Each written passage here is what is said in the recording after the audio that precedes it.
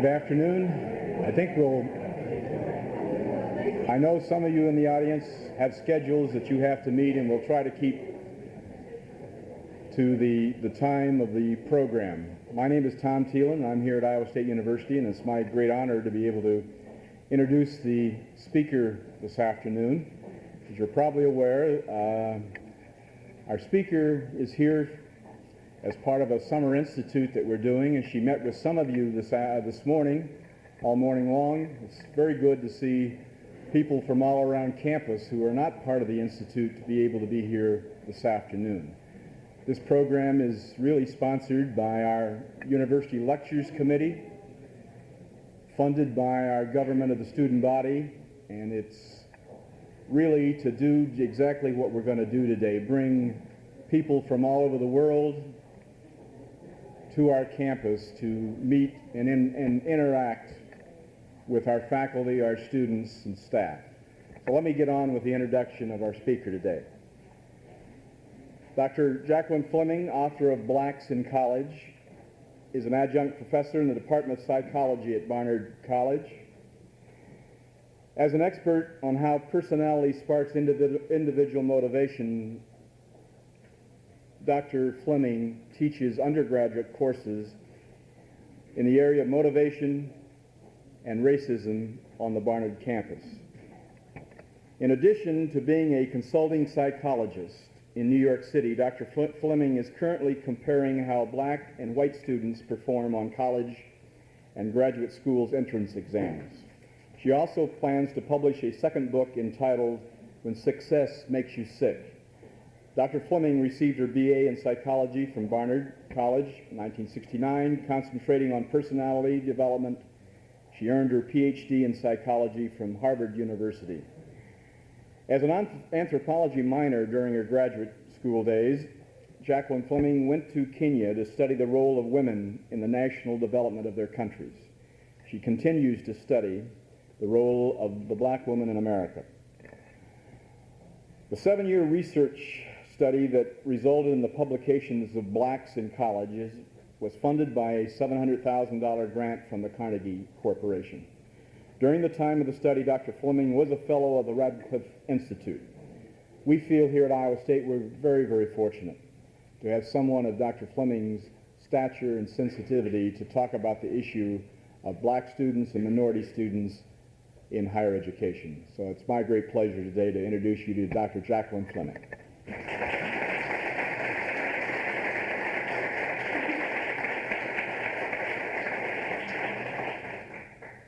Thank you.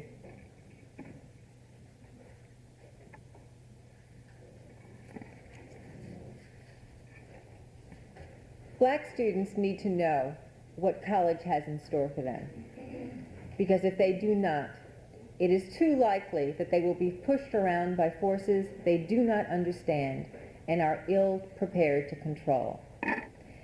This is my considered advice to black students after having done the research that's reported in Blacks in College. This is not the kind of advice I thought that I might give to black students when I first began to do this research. When I first began, I was asking questions about the uniqueness of various kinds of college environments. I wanted to know what the unique contributions to black education were by predominantly black schools, and by the same token, what were the unique contributions made to black education by predominantly black schools. I thought that since both kinds of schools existed, that both did things that could not be duplicated by each other in the near future. I simply wanted to know what they were. But the inquiry led me to concentrate on very different issues. I essentially found that black students develop far better in predominantly black institutions. Specifically, black students in black schools show better academic and intellectual development. This study finds that students in black schools show roughly twice as much evidence of academic and intellectual development from freshman to senior year, whereas students in white schools show developmental profiles that look as though their intellectual development is more often thwarted than encouraged. When I speak of intellectual development, I refer to a long series of instruments that speak to various aspects of the cognitive process. The ones that are given the most credence in social science are the hard, concrete measures. Things like grades. There were 6 measures of grades taken from transcripts. There were 3 independently measured measures of intellectual skills, and students performed on both math and verbal tests in different kinds of competitive situations. On those 3 classes of concrete measures, the same estimate of the difference in growth emerges, with students in black schools showing roughly twice as much evidence. This is also the same estimate of the difference in growth found in studies of women's education, with women going to women's schools showing roughly twice as much evidence of development or performance on various concrete measures. So there seems to be a neat parallel there. If I extend the analysis to softer measures of the intellectual process, things like students' own estimates of their intellectual development in college, measures of intellectual self-concept, and depth measures of motivation, the black college advantage can be up to 6 times as great. Now, I don't draw these kinds of conclusions lightly. They come only after extensive research. Blacks in College was a major study, and I have a personal definition of a major study. It's one that took more of my time than I would have liked, about 7 years. And I'm sure that it cost the Carnegie Corporation of New York more money than it wanted to spend, about $750,000. But at least from all that research, I'm confident in the conclusions that I draw.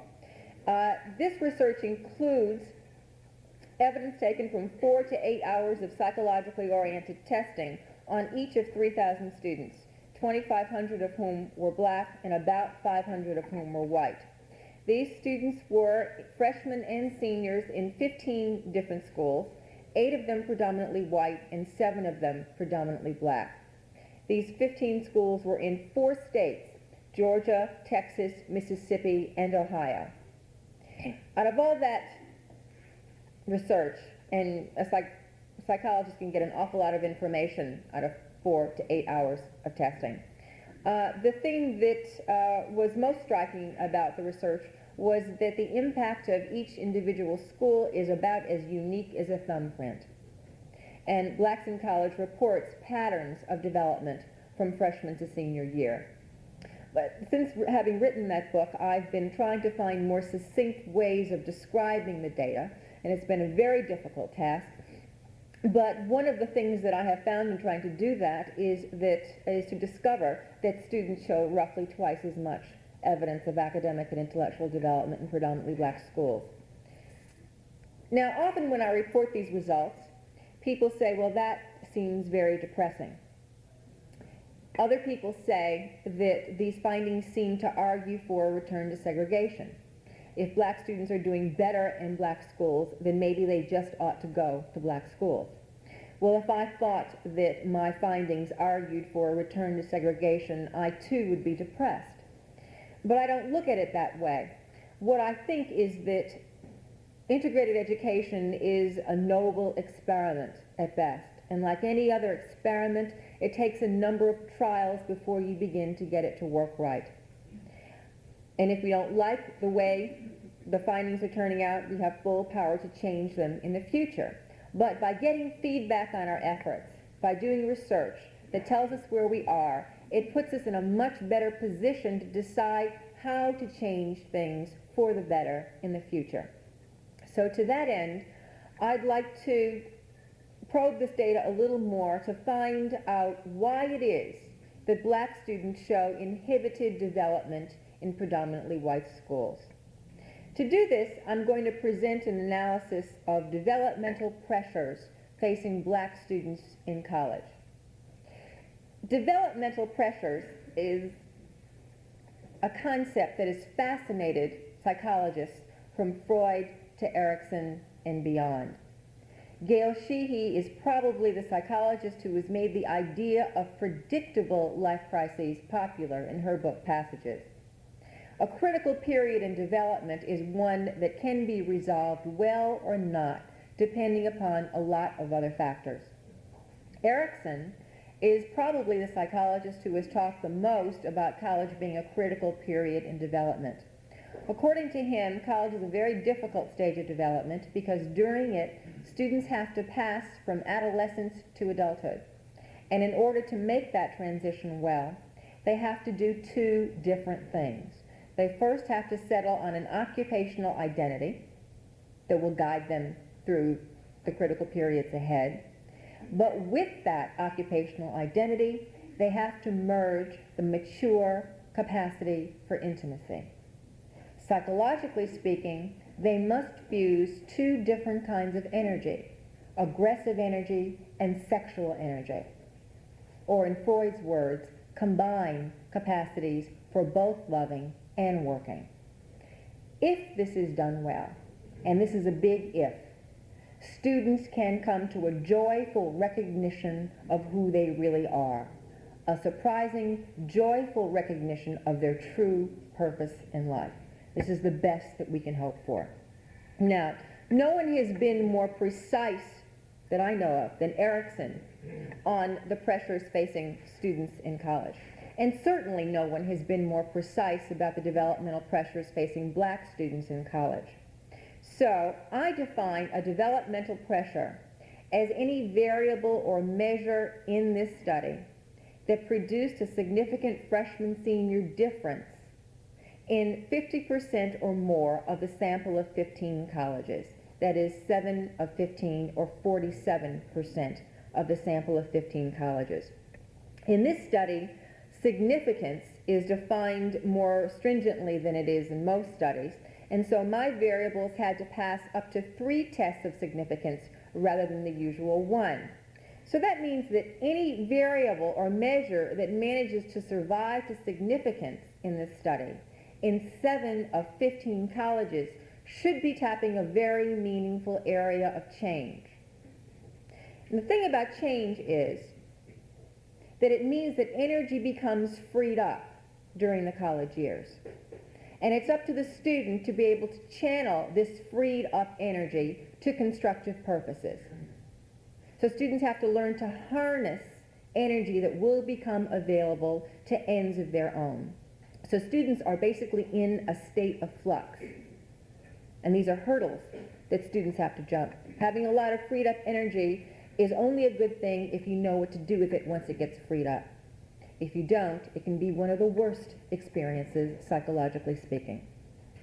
This analysis has yielded at least 4 developmental pressures facing black students in college. Interestingly enough, the first 3 pressures are common to white students as well. It's only the 4th one that seems to be race-related. The first developmental pressure. The first developmental pressure is to become more involved in campus life. To become more involved in campus life. This is the most widespread pressure facing black students. Students in this study become more involved in campus life in 12 of the 15 schools, or 80% of the sample. The measurement of involvement is composed of simple involvement in extracurricular activities, as well as the holding of leadership positions in those activities. As such, this pressure looks like a dress rehearsal for life, where students learn to participate in the world going on around them in college. They learn to take responsibility for running the world that goes on around them in college, much as they will be expected to run the world around them when they leave college. Trying to resist the pressure to become more actively involved in campus life is very much trying to resist the flow of nature itself. And any student who does resist runs the risk of having a less than happy adjustment and tenure in college. But those students who go with the flow and do become more responsibly involved stand to maximize the nature of their college experience. So the question for black students is not whether they will become more involved in campus life, but what will the consequences of involvement in campus life be? In predominantly black schools, greater involvement builds an attachment to college over time. Students within the sample of black schools do become more involved in those schools in six of the seven schools, or 86% of the black college sample. This involvement appears to be largely positive, so that students report more positive feelings about their colleges in 3 of the 7 schools, and virtually any variable in the study with the word college in it loads positively by the senior year, with students in black schools reporting more positive feelings than they did as freshmen. In predominantly white schools, however, greater involvement in campus life produces a negative attachment to college. Students become more involved in white colleges in 6 of the 8 white schools, or 75% of the white college sample. But that adjustment doesn't seem to be positive. Specifically, black students report more negative feelings about fellow students in 4 of the 8 white colleges, and virtually any variable in the study with the word college in it loads negatively by the senior year, with black students reporting more negative feelings as seniors than as freshmen. Now, it seems to me that given the important nature of this pressure, that students need to learn how to make involvement work for them and how to make it assist learning. If I had to suggest one skill that might help black students negotiate this pressure of college well, I'd say that skill is leadership skill. And the reason is this: the difference between the black college experience and the white college experience for black students is that in black colleges, students have access to a wider network of constructive relationships with other people. Relationships that inspire them, that make them feel as though they belong, and that lead them to think more of their abilities than they might have at first thought. Specifically, students in black schools have more friends, and having sympathetic people to talk to seems to free up negative energy so that the remaining energies can be used for constructive purposes. Students in black schools have more mentors. They have more informal relationships with faculty members that merge into mentor-like relationships that provide them with the inspiration for learning.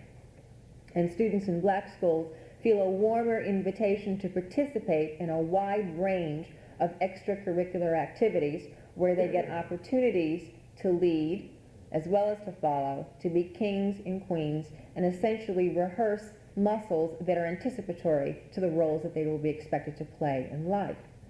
In contrast, black students in white schools exist in a relatively lonely environment, having fewer friends. They find it much more difficult to establish informal, mentor-like relationships with faculty members, and they feel iced out of any but all black activities, thus depriving them of feelings of belonging to the whole institution. Now, the reason leadership skill works so well for this pressure is because leaders, by their very nature, are in a position to maximize all of the relationships that are so critical to development in college, and particularly critical to intellectual development.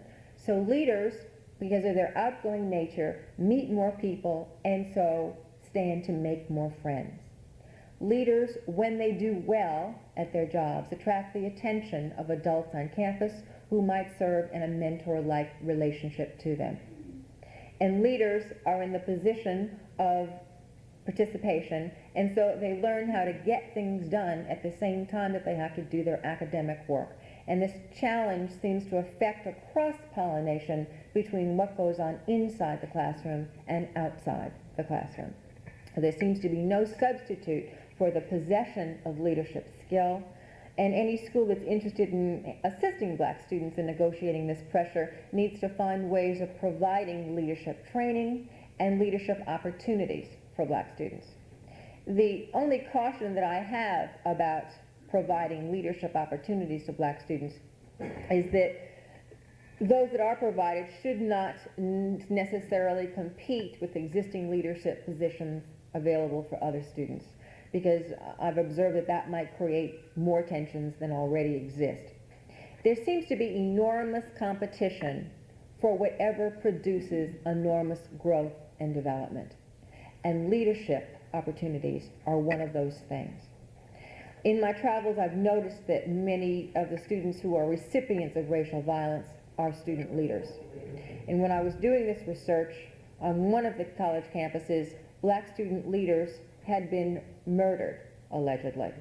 And so many other black students were reluctant to then take on leadership positions. So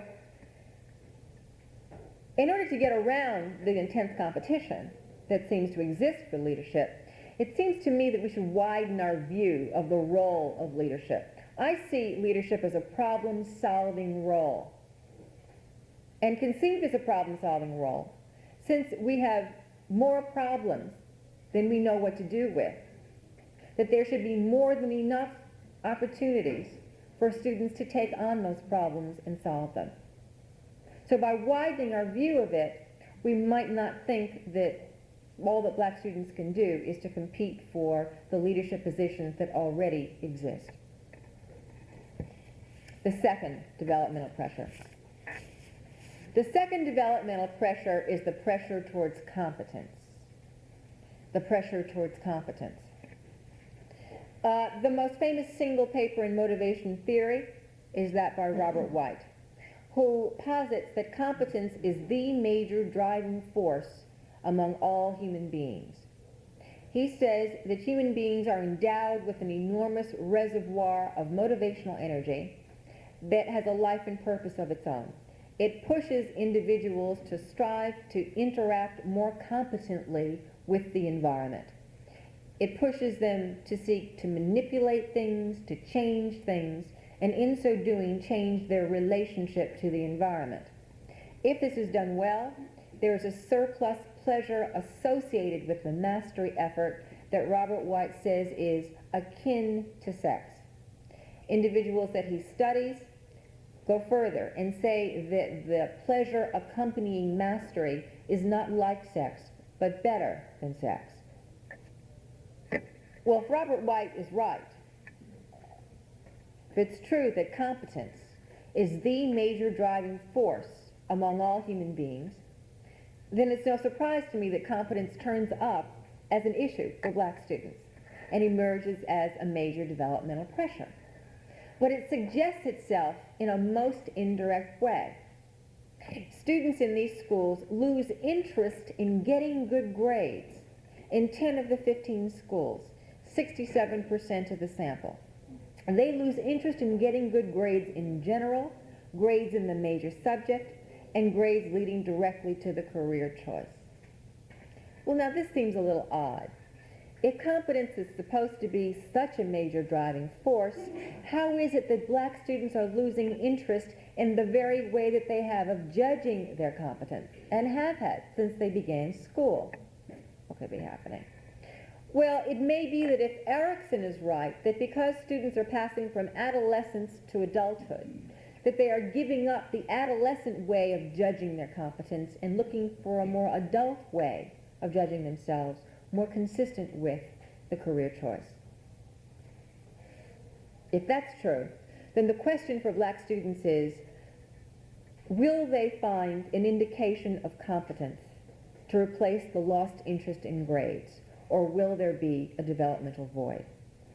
For students in predominantly black colleges, the loss of interest in grades is very neatly replaced by actual competence in the major subject as measured by grades in the major subject.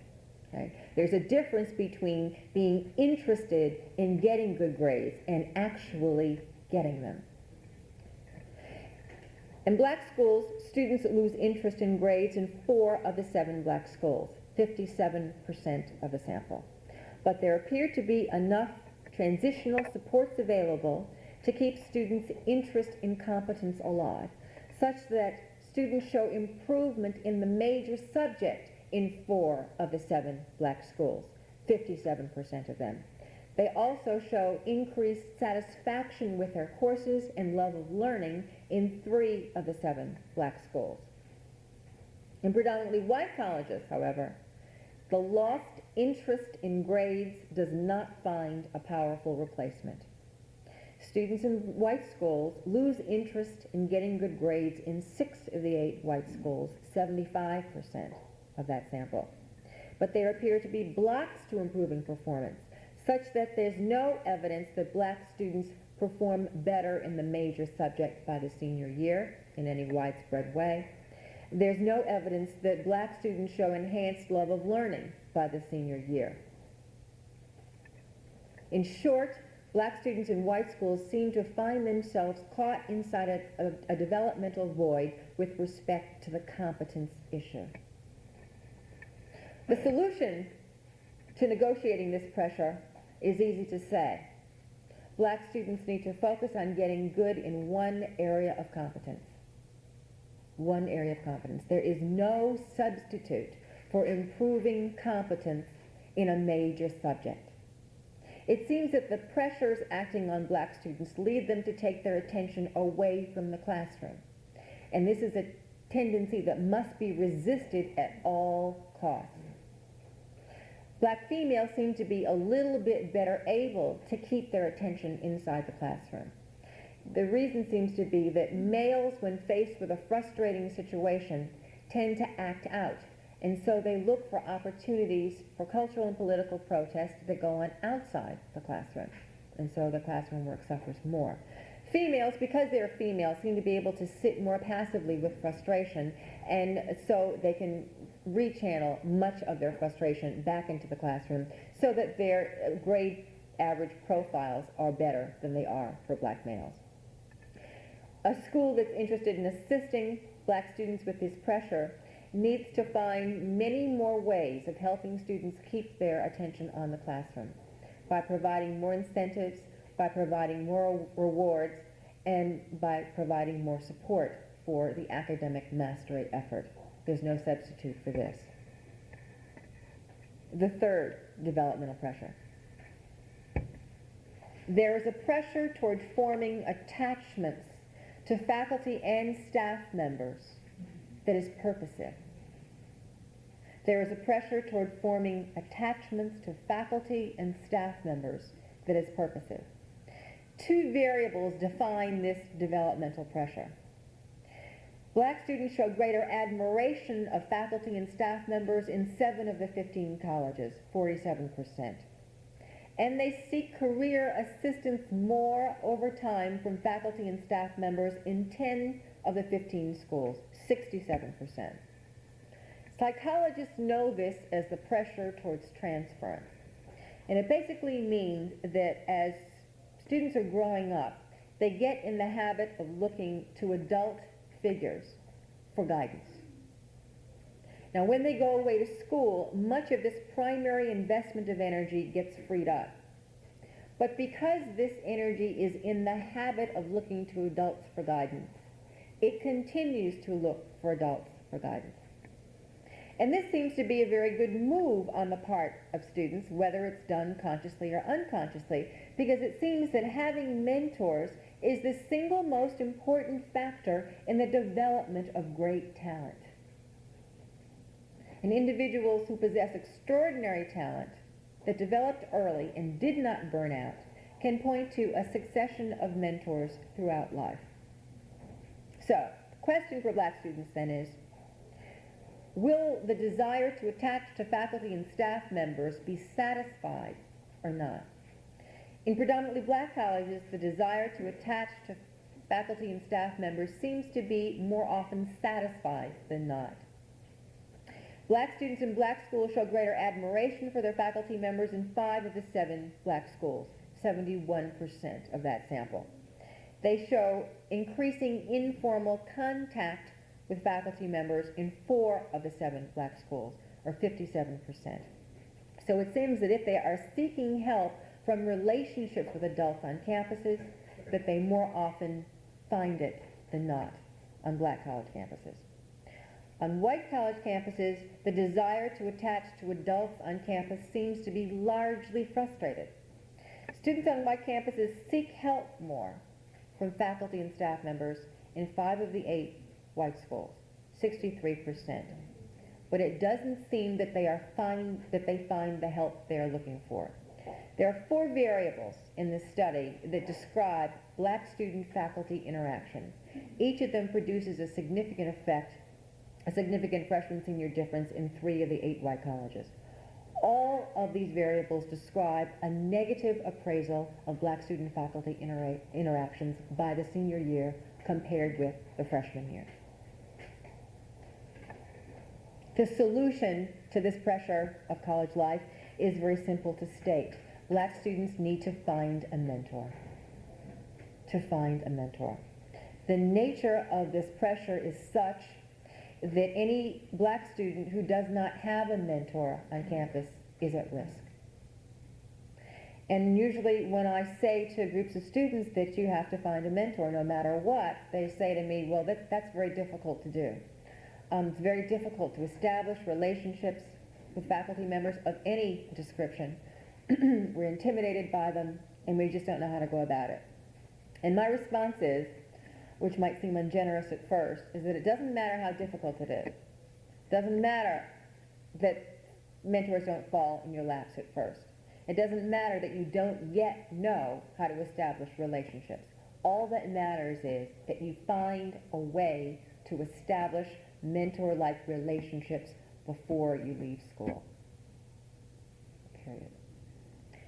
Any school that's interested in assisting black students in what can be a very difficult effort needs to find ways of making the establishment of those relationships much easier.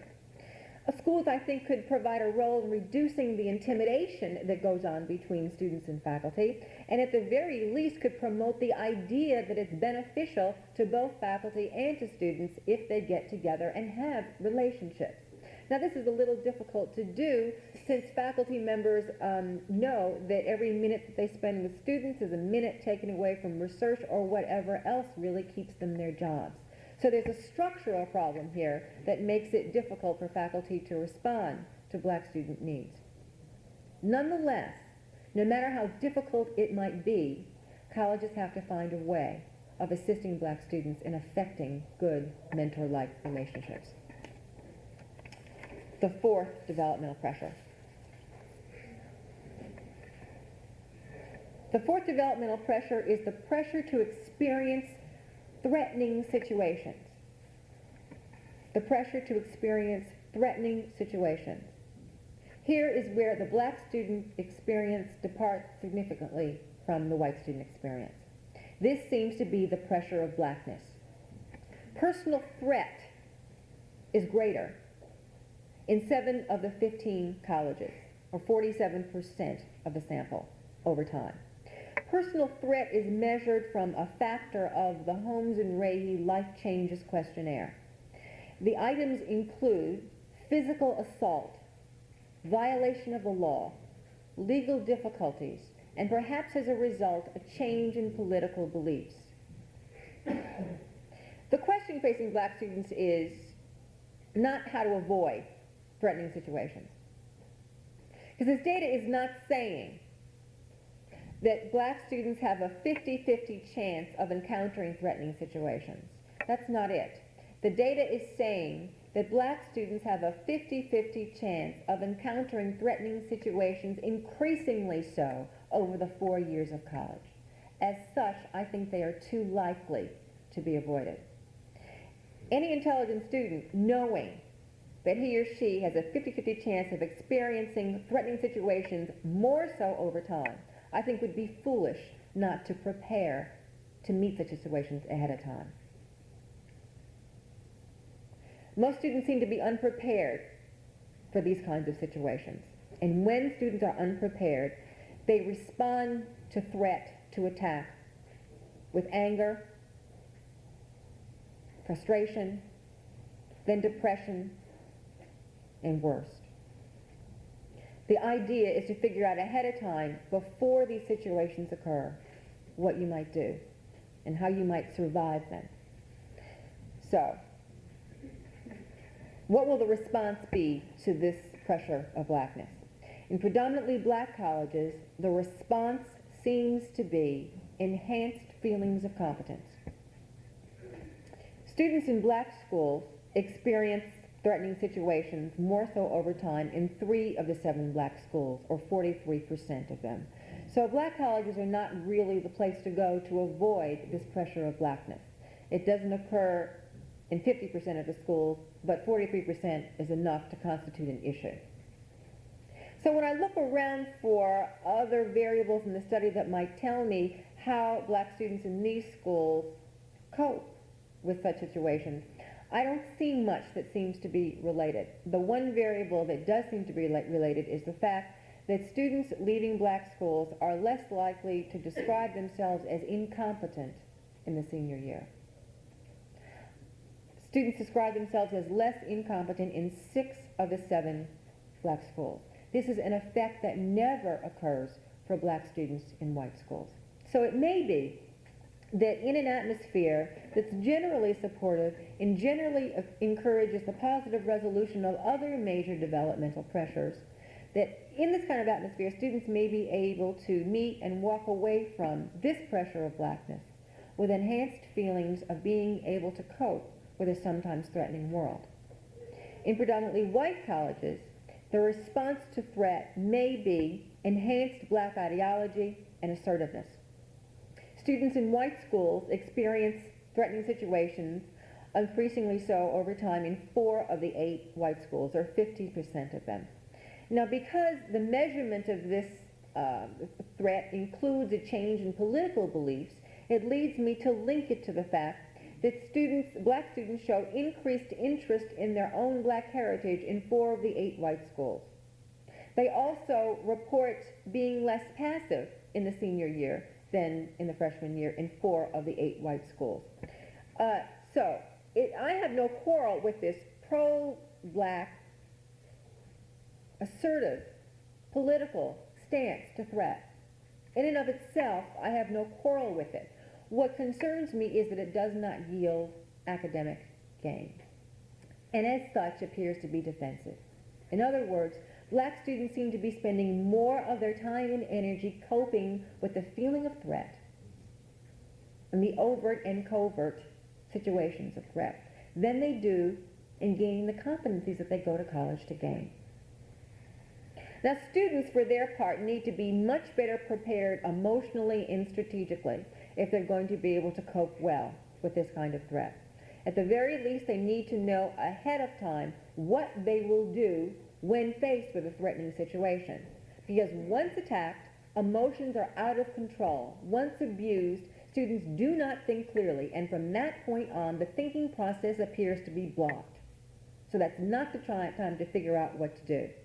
And I've seen too many students, after they've been attacked and abused, who think only that retaliatory violence is the answer to negotiating this pressure, and that is not the answer. I think they come up with this response because they're so hurt and angry, and their thinking process is indeed blocked, and they can't think beyond that. Any college interested in assisting students needs to acknowledge these incidents and discuss them openly. In my experience, schools have a policy of covering up this kind of racial tension. But I can understand this from the school's point of view. Schools have a reputation and an image to protect. Nonetheless, I've seen too many black students traumatized by the denial of their experience to think that it's a wise course of action in the long run. I'm often asked, why is there a recurrence of racial violence on campus? And I have to admit that the question always annoys me when I hear it, because from personal experience and from my research data, there has never not been a time when black students did not have to cope with racial threat and violence. This data was collected long before the current situation on campus. It may be, however, that there are certain triggers in society that ignite racial tension to a point where it cannot be covered up. And at that point, it gets the attention of the media and then begins to get discussed. I remember the responses of social scientists after the disturbances in the 60s because I went to graduate school then. And those reports said that there was a gap in expectations between black students and white college administrations. And until that gap in expectations got resolved, that there wasn't going to be a solution to the problem. Well, That was way back then, and it doesn't seem to me that colleges really learned from that experience. And of course, when you don't learn from experience, you have to repeat the experience again and again and again. And so now we're in another cycle where we have full-blown tensions to contend with. So if I were going to use this data to try to find an underlying solution or cause for occurring racial tension and violence on campus, what I would do is to look at the effects for black students in white schools that were unique to them in that situation. And then look at the unique effects for black students in black schools that occurred for those students and no others, and see what the differences are. When I do that, I find that the unique experience for black students in white schools is faculty-related stress. Faculty-related stress, such that black students in white schools by the senior year are more likely to charge their teachers with unfairness in grading. They're more likely to think their teachers are uninterested in them and unencouraging by the senior year. They're more likely to report generally more negative feelings toward their faculty by the senior year. And they're more likely to score higher on a measure of academic stress by the senior year, which includes a number of student-teacher interactive variables. Each of these variables produces a significant freshman-senior difference in 3 of the 8 white schools. In contrast, the unique experience for black students in black schools produces a longer list of variables, and I could sum them up as something like teacher support of student competence or college support of student competence. The opposite of what we find for black students in white schools. And if I were to repeat the same analysis for white students in white schools, they also produce a longer list of findings that could be summed up as something like enhanced level of learning leading to higher aspirations. Very much like that for black students in black schools. So the experience for black students in black schools is very much like that for white students in white schools, leaving only black students in white schools in a very uncomfortable position. So this data leads me to ask the question then, what in heaven's name is going on in the classroom that leads black students to produce findings like this? Well, this was not a study of classroom interaction, so from my own research experience, I really can't say what's going on in the classroom. However, there are other researchers who do that kind of research and who give us some hints as to what might be going on.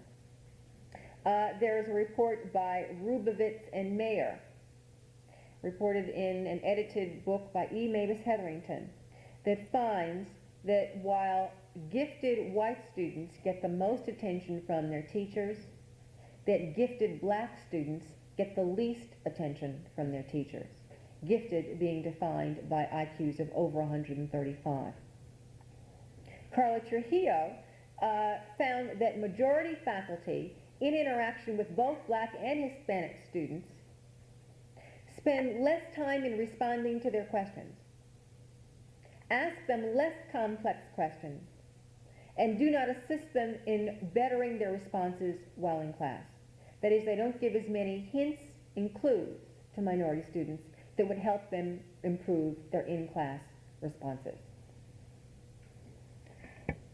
Carla Trujillo thinks that this is a phenomenon of low expectations, that professors give their greatest attention to those that they think are the best and brightest, and give all other students short shrift. But given the previous study, it seems that the situation is far more complicated for minority students, because even when teachers are told that minority students are gifted, it doesn't improve their treatment of them. It makes it worse. Now, on the part of black students, James Anderson at the Indiana University of Pennsylvania has investigated black students' response to the classroom situation. And he finds that black students are at an extreme, that when faced with a classroom situation, black students are more likely to ask themselves questions that allow negative affect into their emotional experience of the classroom, allowing them to distance themselves from what goes on in the classroom. Now, white students are somewhere in between. Sometimes they ask themselves questions that allow in negative affect, and sometimes they don't. Asian American students are at another extreme, where they don't seem to care whether they like the professor or the professor likes them, whether they like the course, whether the course is boring. It doesn't matter to them. They simply approach it as a responsibility, a duty, and they simply go in and do what they have to do without ever asking themselves any questions that would allow emotional distancing.